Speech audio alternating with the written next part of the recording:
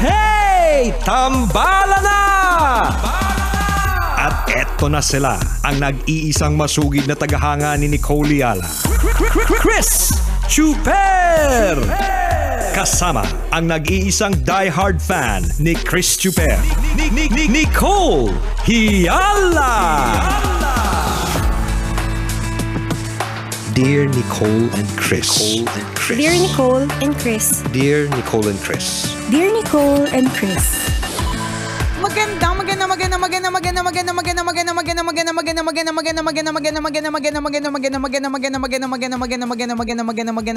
morning, Luzon, Visayas, at Mindanao Metro and Mega Manila. It's a Feel Good Friday. Hi, partner. Hi, partner. Hi, mga kabisyo. Ang lala. Nang alin? Nang alin? Ang lala ng mga namamasko. Parami kayo ng parami, paramdam kayo ng paramdam. Gusto niyo ba magpahinga muna? Wala ba kayong ibang gagawin? Pansin mo ba, ang dami nangungumusta sa'yo? Alam mo, ganun talaga. Kaya nga sinasabi ko kapag kapanahon ng Kapaskuhan, yun siguro yung dahilan kung bakit mas madaming extrang income, mas madaming extrang income, extrang kita, 'di ba? Kasi mas marami ding extrang na mga namamasko, 'di ba? Mga it comes to a point na nakakapagod din talaga. Sabi mo nga, palala kayo ng palala. Hindi na maganda yung perspektibo. It comes to a point, umiinit na yung ulo mo. Yung una nakakatuwa po kaya lang parang araw-araw, tas mayat-maya. Kaya na nga It comes to a point na ganyan na parang mabuti kung ang lalim-lalim ng kaban. Oo, di ba? Okay lang yun eh. Oo. Pero kung kahit paglalaanan ka rin, good luck talaga kung matutugunan mo lahat yon. Feeling ko, partner, kahit malalim yung kaban, it comes to a point na nakakapagod. Pagkalimbawa nga, meron akong mga kakilala na grabe sila magbigay ng mga pamasko, ganyan. Nagko-compute ako sa utak ko Ilang milyon kaya ginagastos nila para lang sa mga sa mga paregalo, 'di ba? Pero naniniwala naman tayong lahat, 'di ba? Na syempre, ito po yung mga form of pasasalamat. Isang buong taong kang pinagsilbihan, tinulungan, 'di ba? In-effort, 'di ba? Ano ba naman yung kaunting pamasko para sa kanila? Tsaka lagi natin tatandaan, lahat po ng sinishare natin bumabalik naman. 'Di ba? Yun yung lagi natin na sinasabi, partner, kahit nakakapagod, kahit na hindi ka naniniwala sa mga sinasabi nating ito. Kasi sa totoo lang nakakapagod na talaga. Yun po talaga sa totoong buhay. Sa totoong buhay talaga nakakapagod. Pero 'di ba lagi nating sinasabi, partner, na hindi naman 'yan malalamanan ulit kapag ka hindi siya nababawasan, 'di ba? So kailangan bawasan. So kunyari gusto mo ano ba yung lagi nating example? Meron ka hawak ng 10 payong. Ang 10 payong, apakahirap hawakan po niyan, 'di ba? Isang hook sa bawat daliri. So hangga't walang nababawas na isa o dalawa, hindi yan mapapalitan ng panibago. So ganon, 'di ba? Totoo yun. So ganon na lang isipin natin. Inisip mo ba yun o hindi pa rin? Hindi talaga. Mas malala talaga, mas lamang yung nararamdaman kong pagod. Hindi, ito yung mga realistic, halimbawa. Gets natin yan, nakakapagod talaga. Lalo pag sunod-sunod. Tsaka lalo nga kapag sakto lang yung kita. Yung bang, hindi naman ganun madaming talaga. Parang mas madaming namamas ko kaysa sa kita. Parang feeling ko mas marami ka talaga sinasabi. Hindi, sinisegundan ako sabi ko malala lang talaga. Hindi, feeling. Tsaka tama na yung pagod na, gano'n. Hindi, di ba? Gano'n ang pakiramdam mo. Pakiramdam mo, ito lang naman yung kita ko, pero bakit parang mas marami yung namamas ko o mas marami yung nanghihingi versus yung kita ko. Parang gano'n. Diba? May gano'n tayong feeling. Ganyan, na parang, ang laki na talaga ng bawas. Parang wala nang matitira. Parang gano'n. Parang kailan ko naman isipin ang sarili ko. Parang wala pong gano'n kasi nga, it's a season of sharing. It's time to share, di ba? January to November, sakim ka naman, di ba? So at least may isang buwan sa isang taon, di ba, na hindi ka sakim. Ganun. Oo, pero sabi naman, grabe naman, yung isang buwan na yun, tinalo pa yung kita mo ng isang taon. Totoo. Di ba, ito tingnan nyo, realistically speaking, halimbawa, meron kang 20 inaanak. 20 lang yun malamang pagdating ng December 25 o kaya January 1, pupunta yan sa bahay ang 20 yan. Magpaparamdam. Yes, at yung 20 yan may kasama. Hindi naman pupunta yan na mag-isa. Malamang kung bata, laging may kasama. Magulang o kaya mga kapatid o kaya yung mga kalaro nila o mga pinsan nila. Mahina na yung 2 kasama. Diba? Magsasama paminsan-minsan isa pero normally marami yan. At least 2. Oo. Ano yan eh. Akibat yung mga yan eh. Diba? Siyempre, wala ka naman nakitang batang nagko-commute na hirap, diba? Makakuha na aginaldo sa ninong. May kasama talagang nanay o tatay or kapatid. Yes. Nanay, tatay at kapatid. Pinsan, yan. Pati best friend kasama. Yan, diba? Yung mga pinag-iwanan ng mga pamangkin. Isasama na din kesa maiwan mag-isa sa bahay. Pero isa lang ang inaanak ka, ang bitbit niya 4. So 5 tao, kada inaanak. Yan. So yung palang may dagdag na. Diba? Inaanak mo pa lang yun plus yung kasama niya. Siyempre may mga kami mga affiliation kayo. Halimbawa office. Yan. Diba? May mga mamamaskot dyan. Meron kang mga organisasyon sa barangay. Yan. Meron kang ibang sinasapian. Kung saan ka sumasapi. Di ba mga sinasapian? Di ba tama naman? Oo, sumasapi. Affiliation. Oo, correct. Sinasalihan. Sinasapian. Tama din naman. Oo, di ba? So yun pa, may lahat yun, may cost din yun. Ang pangit talaga diba? yung cost. Tingnan mo. Kaya nga yun yung sinasabi ko, mas marami yung pamamaskuhan versus yung kita. Correct. Tapos halimbawa, hindi naman wala pong offensement Wala naman. Hindi, ito yung real talk na natin, na computation po natin sa ating mga regular na mamamayan. Yan. Huwag na po yung mga mayayaman, hindi po kayo kasali dito. Kasi hindi ito niyo po usapan. Usapan po ito ng mga isang kahig isang tuka. Yan. Usapan po ito ng mga hampas lupa. Kung mayaman po kayo, hindi po kayo kasali dito. Gawa muna kayo ng mas maraming pera. Gawa lang kayo ng gawa para makinabang din kami. Correct. Magbisi-bisi muna kayo sa mga sa mga negosyo nyo. Go. hindi kayo kasali. Mga RK kayo. Hindi kasali dito mga rich kid. Ito ay usapan ng mga kagaya namin mga trabahador. Mga trabahador, mga empleyadong saktuhan lang ang kita. Yan. Siyempre, tayo na-experience natin yung solicitation. Okay lang po sa amin yan. Wala namang problema. Yes. Kaya lang, kung ilan yung natanggap mo, ako mahigit 10 na eh. Office pa lang yun. Sorry na po. Hindi, lang. Alam mo, napatunayan talagang mas mayaman ka. Kasi sa akin 5 lang eh. 5 lang. Pero magkano nilaman mo? Secret. Kasi may nakaalat lang eh. Di ba, kunyari, kung dumadami yun, syempre mababawasan yung laman. Pero kung 5 lang din, malamang maintain yung kung paano nila natatanggap ng mga nakaraang taon. Kung nagbibigay ka ng 1,000, for example, per letter. So 5,000 agad yung lagas sa'yo. Pasensya na po, alam namin may mga department na nakikinig sa amin ngayon.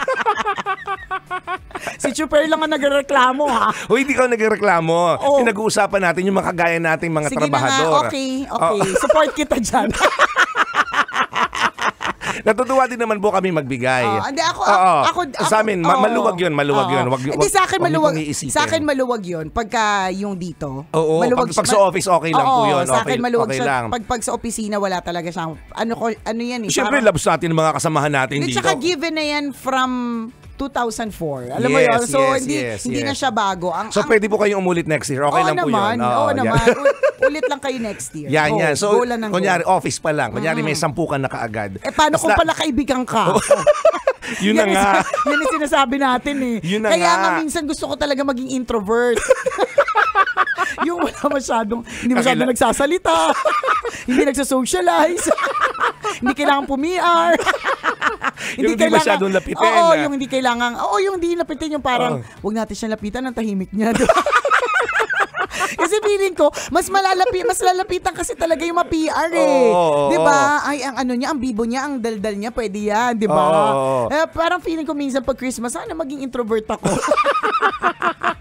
Pero hindi mo kakayanin. Hindi ko talaga kaya. Part of your territory na pagiging extrovert.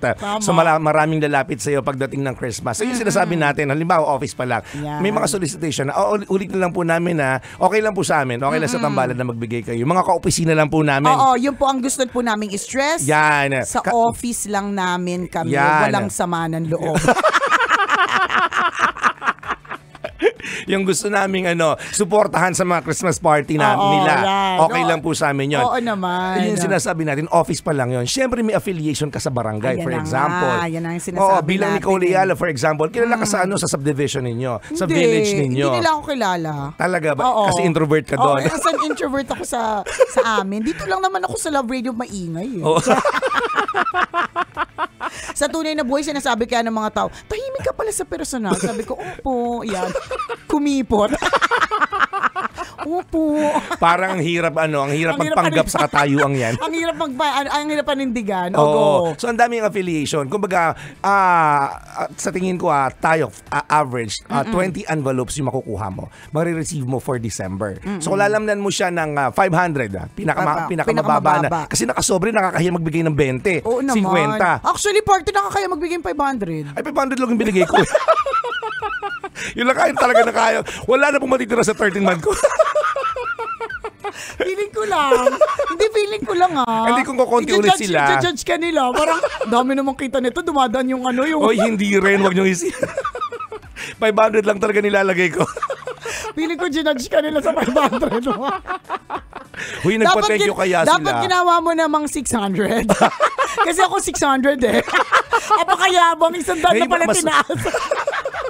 Apakayabang sa 100 na tinaas. Gabi ka naman, 550 naman next year. Depende. Pag merong isang department na hindi nag-celebrate ng Christmas party, yung budget na yon, mas spread. So kumbaga ikaw partner, meron kang particular na budget. Etong budget na ito for solicitations. So kung ilan yung magbigay, hati-hati. Yan, ganun. Para sa mga inaanak, ganun din. May budget na ganitong amount. Pag dumadami, nababawasan. Lumaliit din. Gets naman natin yun. So ganun. Yung mga naka-envelope, nakakahiya magbigay ng 50, ng 100, lalo na kung kakilala mo pa yung lumapit sa'yo. Hindi lang yun, lalo pag English yung letter.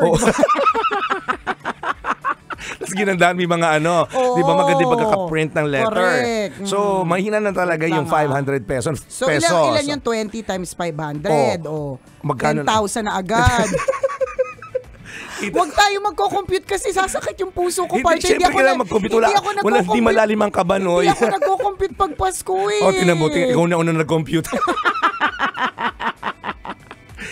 Solicitation. Tapos plus inaanak ka. Tapos yung mga affiliation mo sa labas. Pagpalagay, 500 din sila. Tapos 10 silang lumapit sa iyo na nagpadala ng ng sobre.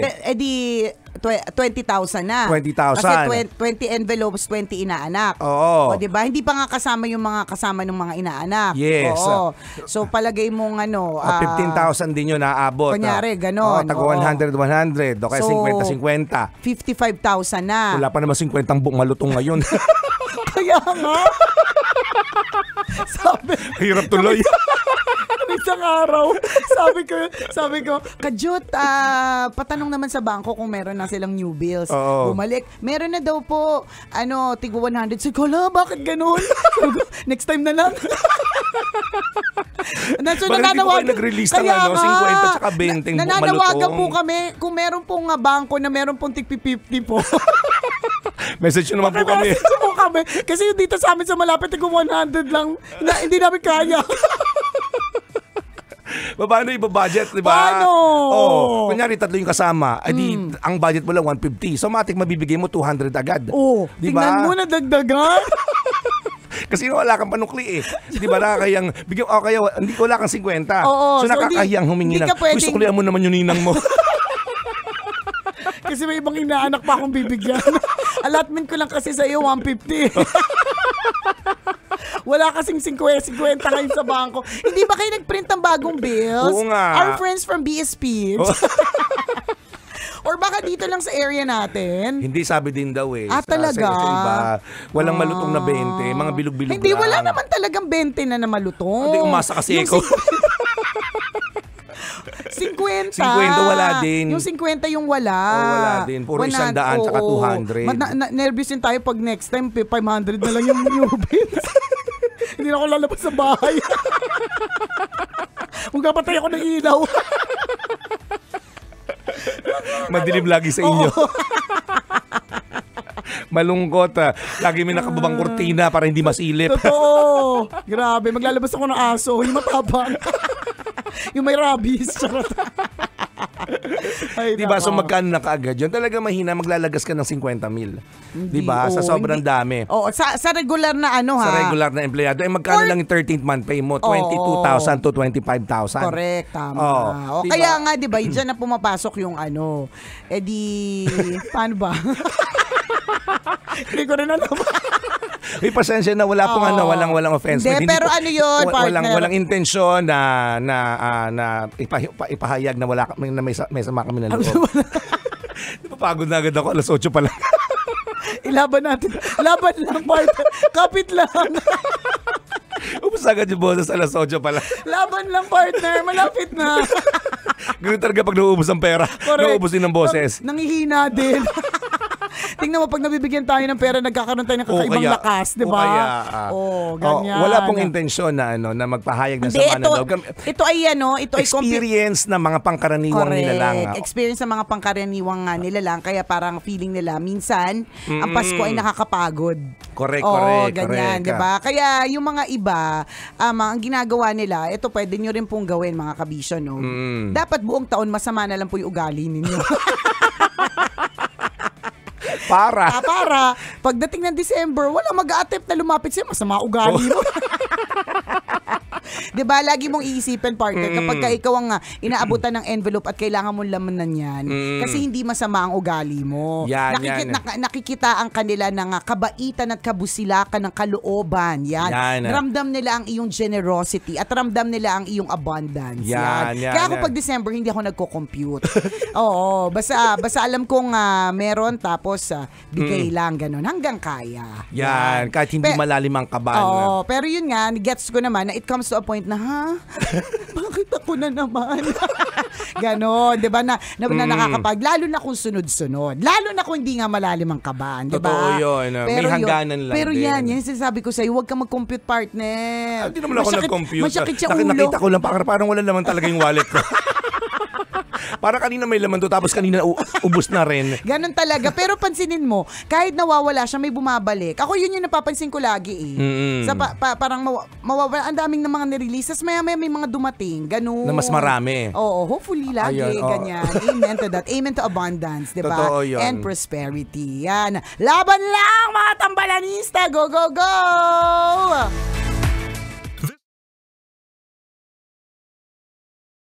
Lang tayo.